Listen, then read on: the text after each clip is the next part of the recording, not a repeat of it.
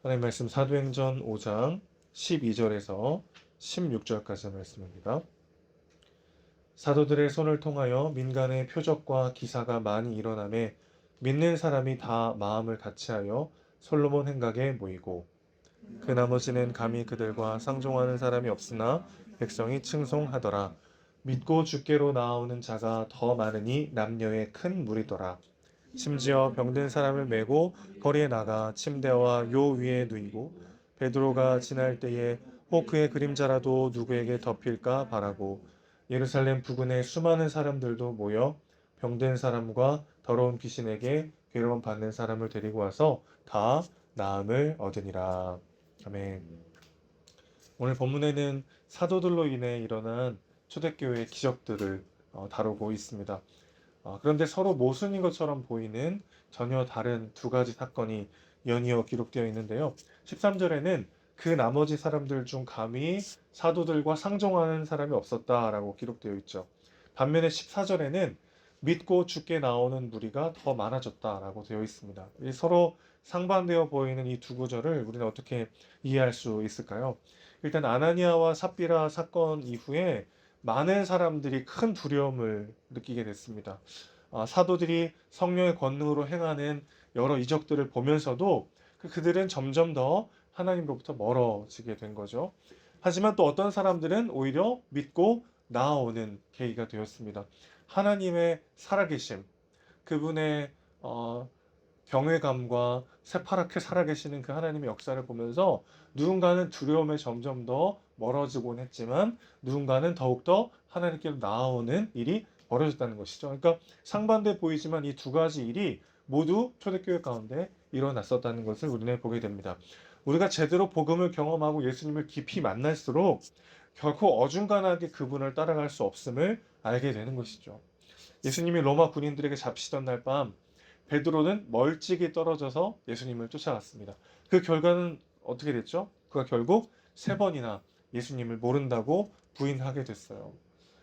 그러나 그가 성령으로 충만해서 더 깊이 예수님을 만났을 때 그는 자신의 삶 전부를 주를 위해 내어드리는 삶을 살게 되었습니다. 예수님이 그냥 4대 성인 중 한 분으로 남아 계셨다면은 아마 훨씬 더 많은 사람들이 예수님을 따르고 예수님을 존경했을 것 같아요. 그런데 자꾸만 그분은 자신이 하나님과 동등된 분이라고 드러내셨습니다. 유일신을 믿는 유대 사회에서 여호와 하나님을 아버지라고 부르면서 자신을 하나님과 동등된 자리로 이야기하는 예수님 때문에 당시에도 많은 유대인들이 떠나갔었죠. 그러니 예수님의 말을 들을수록 예수는 미치광이거나 하나님이시거나 둘 중 하나일 수밖에 없었다는 것입니다. 그래서 그분을 진짜 제대로 경험하면 중간에 어중간하게 걸쳐 있을 수가 없는 거죠. 그 복음의 급진적이고 역동적인 생명력에 반응해서 더 하나님께 나아오거나 두려움과 때로는 부담스러움에 물러나거나 우리는 둘 중 하나의 길로 점점 더 가게 되더라는 것입니다.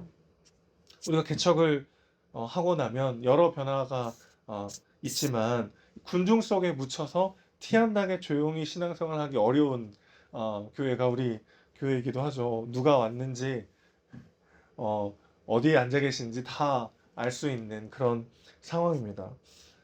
이럴 때 우리는 다시 한번 하나님과의 관계를 돌아봐야 되는 거죠. 여전히 기독교라고 하는 유명하고 세련된 종교를 소비하는 팬으로 예수를 따르고 있는가? 아니면 진정한 제자로 한 걸음 더 주님께로 나아가고 있는가? 우리는 스스로를 돌아봐야 할 줄로 믿습니다.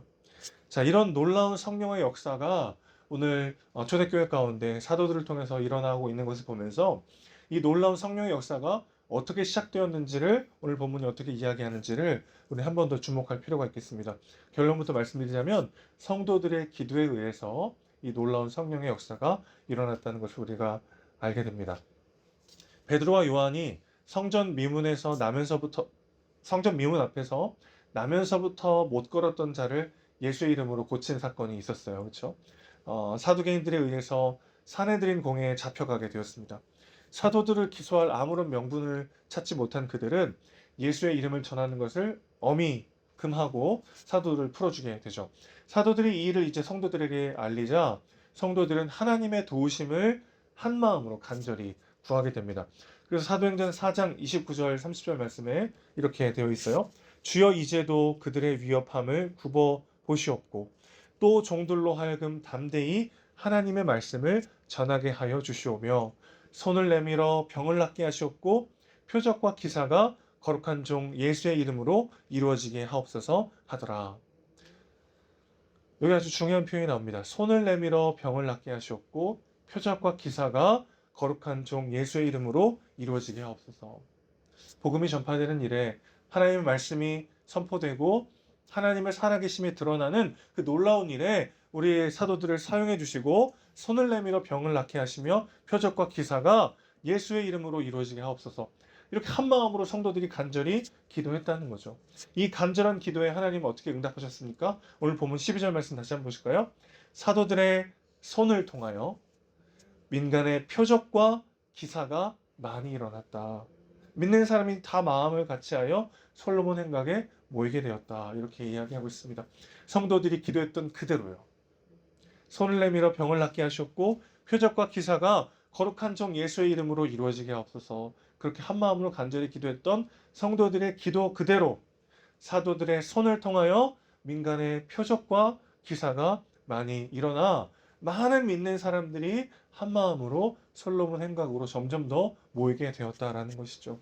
이 모든 엄청난 성령의 역사가 성도들의 기도로부터 시작되었습니다.